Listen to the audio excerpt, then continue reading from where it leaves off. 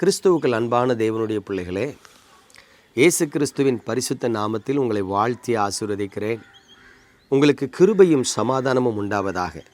இந்த ஆசீர்வதிக்கப்பட்ட நல்ல நாளிலும் நம்முடைய தியானத்திற்கு ஆதாரமாக உபாகமத்தின் புஸ்தகம் 14ஆம் அதிகாரம் 29ஆம் வசனத்தை பாருங்கள். லேவியனுக்கு உன்னோடு பங்கும் சுதந்திரமும் இல்லாதபடியினால் அவனும் உன் வாசல்களில் இருக்கிற பரதேசியும் திக்கற்றவனும் விதவையும் வந்து புசித்து திருப்தியடைவார்களாக. அப்பொழுது உன் கை செய்யும் வேலைகளில் எல்லாம் உன் தேவனாகிய கர்த்தர் உன்னை ஆசீர்வதிப்பார். பிரியமானவர்களே, இந்த நாட்களில் நிறைய தேவ பிள்ளைகள் சொல்கிறத நான் காதால் கேட்டிருக்கிறேன்.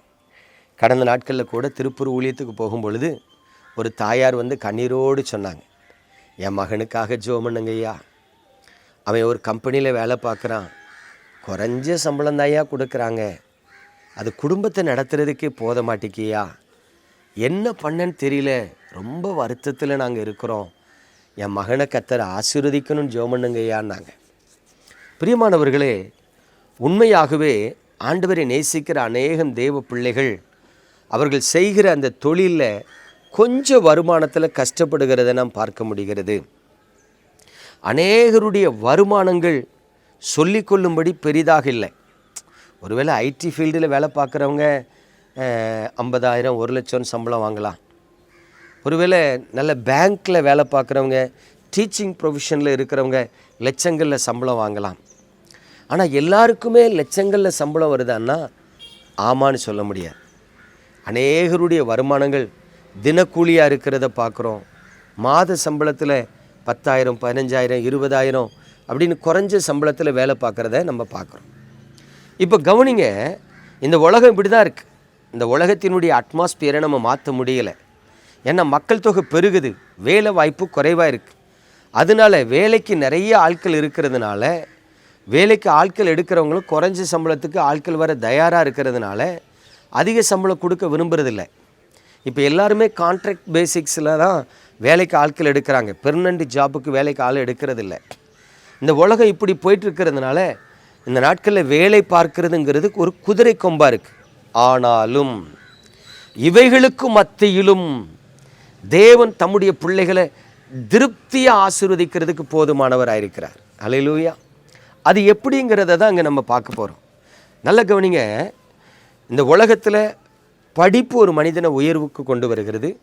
அவன் சம்பாதிக்கிற சம்பாத்தியம் ஒரு மனிதனை உயர்வுக்கு கொண்டு வருகிறது. இப்படி நம்ம உலக பிரகாரமாக அறிந்திருந்தாலும் இவைகளை கடந்து தேவனுடைய கண்களில் எந்த மனிதனுக்கு கிருபை கிடைக்கிறதோ அந்த மனிதனும் உயர்ந்த நிலைக்கு வருகிறான். அதை மறந்துடவே கூடாது. ஒரு மனிதனை உயர்த்துகிறது கர்த்தர் என்கிற விசுவாசம் உங்களுக்குள்ள இருந்தால் நீங்கள் கர்த்தரை நோக்கி பார்ப்பீங்க. கர்த்தரை நோக்கி பார்க்கும் பொழுது கர்த்தர் சொல்லியிருக்கிற வசனத்துக்கு நீங்கள் கீழ்ப்படிவீங்க. வசனத்துக்கு கீழ்ப்படியும் பொழுது கர்த்தர் உங்களை உங்கள் சூழ்நிலைகளை மாற்றி நிச்சயமாக நிறைவாய் ஆசீர்வதிப்பார். இங்கே கர்த்தர் சொல்கிற ஒரு காரியத்தை பாருங்கள். லேவியனுக்கு உன் கூட நான் பங்கு கொடுக்கல, சுதந்திரம் கொடுக்கல. லேவியன்னா யார்? கர்த்தருடைய ஊழியக்கார். அதனால லேவியனும் சரி, உன் வீட்டு வாசலில் தங்குகிற அந்நியனும் சரி, பரதேசியும் சரி, அது மட்டும் இல்லை, ஆண்டவர் சொல்கிற ஏழைகளும் சரி, விதவைகளும் சரி, அவங்க புசித்து திருப்தியாக இருக்கும்படி நீ இடங்குடு, அவங்களுக்கு உதவி செய்யின்னு சொல்கிறார். இப்போ கவனித்து பாருங்க, கர்த்தருடைய ஊழியக்காரன், அந்நியன், பரதேசி, ஏழைகள், விதவைகள் சாப்பிடும்படிக்கு நீ அவங்களுக்கு உதவி செஞ்சால் கர்த்தர் சொல்கிறாரு, நீ கையிட்டு செய்யும் வேலைகளிலெல்லாம் ஆசீர்வாதமாக இருக்கும்படி கர்த்தர் உனக்கு கட்டளையிடுவார். நல்லா கவனிக்கணும். பல வருடங்களுக்கு முன்பு உண்மையிலே நாங்களே தரித்திரத்தில் வாழ்ந்துட்டு இருந்தோம். யாராவது எங்களுக்கு தருவாங்களான்னு தான் எதிர்பார்த்துட்டு இருந்தோம். ஆனால் அந்த தரித்திரத்துக்கு மத்தியிலும் ஒரு தேவ மனுஷன் வந்து சொன்னார், பாலன், கொடுக்கிறவங்களை கர்த்தர் ஆசீர்வதிப்பார், கொடுத்து பாருன்னார்.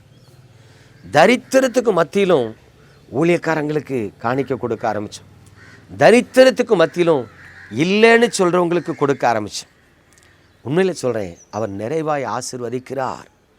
பிரியமானவர்களே, கடந்த நாட்களில் திருப்பூர் பட்டணத்துக்கு ஊழியத்துக்கு போயிருந்தேன். காலை ஆராதனையில் தேவ செய்தி கொடுத்து முடிச்சுட்டு இறங்கி வந்த உடனே ஒரு சகோதரர் என்னை வந்து கையை பிடிச்சார். நல்லா டீக்காக ட்ரெஸ் போட்டிருந்தார். அருமையான ஒரு ஜீன்ஸ் பேண்ட்டு, காட்டன் ஷர்ட் போட்டு ஒரு நல்ல மஹேந்திரா பொலேரோ காரில் வந்து இறங்கி ஜம்முன்னு வந்து கையை பிடிச்சிட்டு சொன்னார், அண்ணே நீங்கள் பிரசங்கத்தில் சொன்ன மாதிரி தானே என் வாழ்க்கையை கர்த்தர் ஆசீர்வதிச்சார். 9ஆப்பு படிக்கும்போது ஊரை விட்டு ஓடி வந்துட்டேன். அங்கே ரொம்ப கஷ்டப்பட்டேன். பலசரக்கு கடையில் வேலை பார்த்து குடோனில் படுத்து தூங்கி வீட்டில் தாங்க முடியாமல் ராத்திரி 12 மணி ஆகும் தூங்குறதுக்கு. சாப்பிடாமலும் ரொம்ப கஷ்டப்பட்டேனே. எனக்கு கல்யாணமான பிறகு அவர் சொல்கிறார், இந்த திருப்பூர் பகுதிக்கு நான் வந்தேன். நானும் என் மனைவியும் என்ன செய்யன்னு தெரியாமல் திகைச்சிட்டு இருந்தோம். ஏன்னா நான் அது வரைக்கும் ஒரு கடையில் கூலி வேலை பார்த்துக்கிட்டு இருந்தேன். குடும்பத்தை நடத்த பத்தலை. பரிதாபமாக இந்த திருப்பூர் பகுதிக்கு வந்தோம். வந்து தேவாலயத்தில் போய் கண்ணீர் விட்டு அழுதோம். வீடு கிடையாது, சொந்த கடை கிடையாது.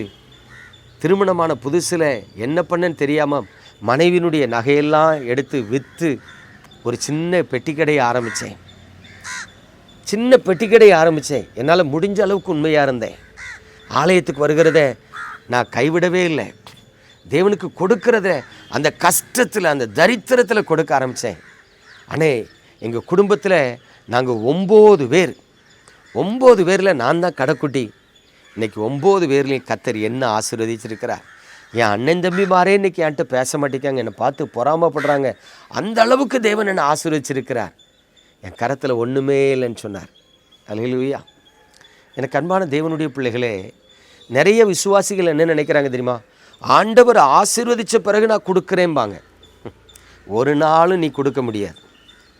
நீங்கள் இப்போ இருக்கிற கஷ்டத்தில், தரித்திரத்தில், கடனுக்கு மத்தியில் நீங்கள் தேவனுக்கென்றோ, ஊழியங்களுக்கென்றோ, ஏழைகளுக்கென்றோ, திக்கற்றவர்களுக்கென்றோ, பரதேசிகளுக்கென்றோ கொடுத்து பாருங்களேன்.